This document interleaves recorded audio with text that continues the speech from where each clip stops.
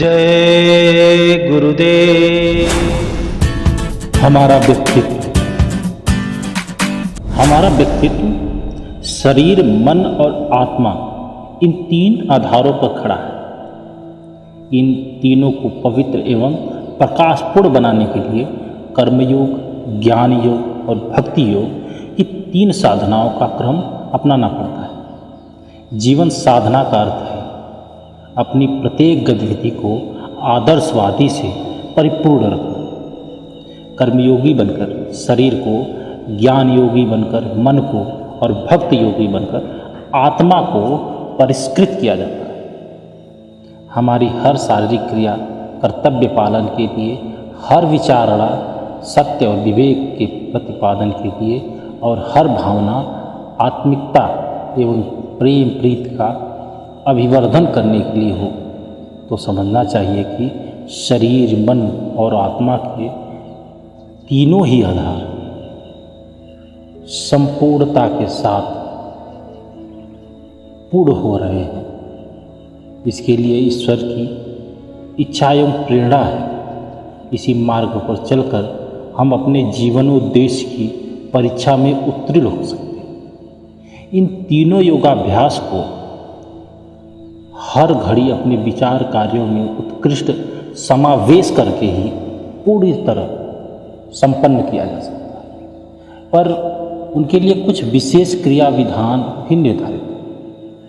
इन्हें एक अभ्यास रूप में प्रतिदिन कार्यान्वित किया जाता है, तो साधनामय जीवन जीने का उद्देश्य बहुत अंशों में पूर्ण हो सकता है।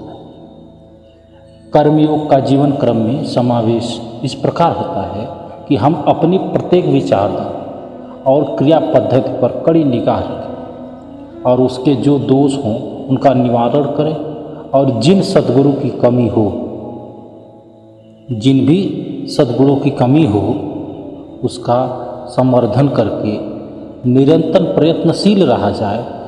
आत्मा परमात्मा के प्रति सजग रहा जाए। आध्यात्म का हमारे जीवन में कण कण में, क्षण क्षण में समावेशन होना चाहिए।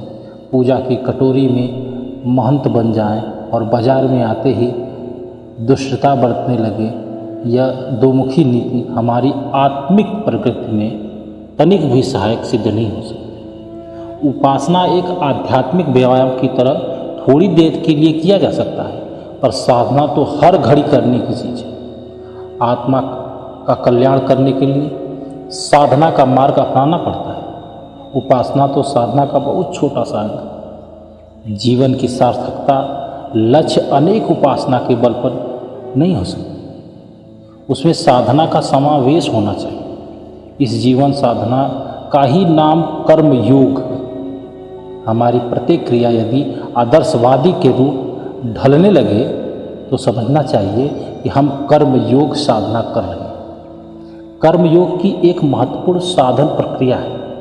हर दिन को एक नया जन्म और हर रात को एक नई मृत्यु समझने की निष्ठा को अंतःकरण में गहराई तक समाविष्ट किया जाए। प्रातःकाल जैसे ही आँख खुले, चारपाई पर पड़े पड़े ही यह भावना की जाए कि आज का दिन एक जन्म की तरह, नए जन्म की तरह, इसे अच्छे ढंग से व्यतीत करेंगे। इस संदर्भ में दिन भर की योजना बना लेनी चाहिए कि आज अपने समय और धन का व्यय किस प्रकार करेंगे। एक क्षण भी व्यर्थ बर्बाद न होने दें। सारा समय उपयोग, जिसे सदुपयोग करने की बात कही जाती है, उस तरीके से दिनचर्या बनाई जाए। साथ ही यह भी ध्यान रखा जाए कि न तो अनावश्यक कार्यों में एक पाई खर्च हो और न ही उपयोगी कार्यों में रत्ती भर भी कंजूसी बरतें।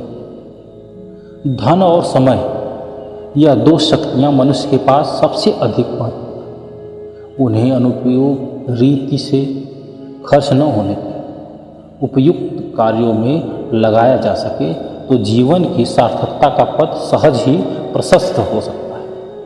अस्तु, प्रातः उठते ही दिन भर की ऐसी योजना दिनचर्या बना लेनी चाहिए जिससे आदर्शवादिता का, उत्कृष्टता का पूरा समावेश हो। इस दिनचर्या का कड़ाई के साथ पालन करने का निश्चय भी उसी समय कर लेना चाहिए। वर्तमान स्थिति में आदर्शवादिता का जितना समावेशन जीवन में हो सके आरंभ में उतना ही रखें। उच्च स्तर पर आज ही पहुंच सकना संभव नहीं होता है। धीरे धीरे चले, धीरे धीरे कदम बढ़ाएं। दिनचर्या में उतना ही आदर्शवादिता संभव है जितना आज की स्थिति में संभव। किंतु जो निश्चय कर लिया जाए उसे कड़ाई के साथ आप अवश्य पालन करें। संकल्पों को पूरा करना यह तो आत्मबल बढ़ाने का एक मात्र अभ्यास है। निश्चय करना और उन्हें अधूरे छोड़ देना यह दुर्बलता ही मनोबल को धीरे धीरे गिराता है। इसलिए आत्मबल बढ़ाने के लिए यह अभ्यास प्रातःकाल किया जाना पूरे दिन का निश्चय कठोरतापूर्वक एक पालन करने के बराबर है, जिसमें हमें हमेशा तत्पर रहना चाहिए। जय